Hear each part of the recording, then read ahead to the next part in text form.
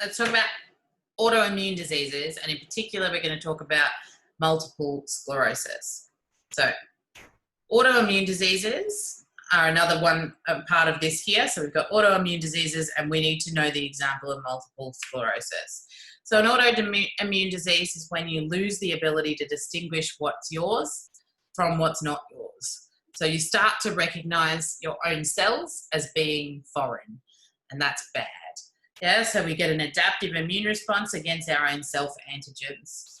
So examples of autoimmune diseases are things like rheumatoid arthritis, where we start to recognize cells in the joints as being foreign. Type 1 diabetes, we start to recognize cells in our pancreas as being foreign, and so our body attacks them, and therefore they don't produce the insulin that we require to break down glucose. And the last one is multiple sclerosis, and that's the one we need to know. So multiple sclerosis starts off with us needing to know the structure of a neuron. Now, you used to understand this in detail, and anyone that's done psychology has got a big bonus here.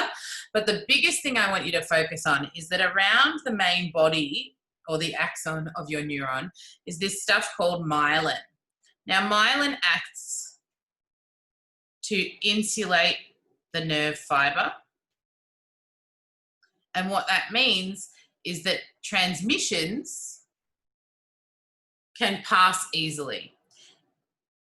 Okay, so we get fast nerve transmission. If this myelin breaks down, you start to get not so fast. Yes? Now, there are particular cells that make this myelin. They are called oligodendrocytes. All right, so they are special cells that make that myelin sheath. Now, the oligodendrocytes need to repair that. So what we have with multiple sclerosis is where our body isn't able to maintain this myelin sheath, and we'll look at how that works. So the first thing that's going to happen is multiple sclerosis is our example of an autoimmune disease. Now, the self-antigens on the myelin are recognized by T helper cells as being non-self. Now, that's not very good. Okay, because what does a T helper cell then do? T helper cell does two things. First thing it's going to do is it's going to activate your cytotoxic T cells and your B plasma cells. And they're going to destroy the myelin sheath in two ways. Cell-mediated response, your cytotoxic T cells are going to come and attack your myelin sheath directly. Then the humoral response, you're going to get B plasma cells that produce antibodies. Those antibodies are going to attach to the myelin sheath. And then phagocytes are going to come along and start chomping away at the myelin sheath. As a result, you also get mast cells in the area, and they are causing inflammation. Inflammation in this kind of very tight context is going to cause pain, and it might cause swelling and all sorts of things. So that's not a good idea. And so as a result, we get this slowed or stopped nerve impulses. And so people with multiple sclerosis get kind of a few different types of symptoms. So here's an example, really complicated one, but let's break it down. So your neuron has antigens in the middle here. They present to dendritic cells. They also present to T cells. And those T cells, these T helper cells they are here, they bind to the self-antigens and stimulate the production of cytotoxic T cells. And they are going to start destroying these oligodendrocytes and also the myelin sheath themselves.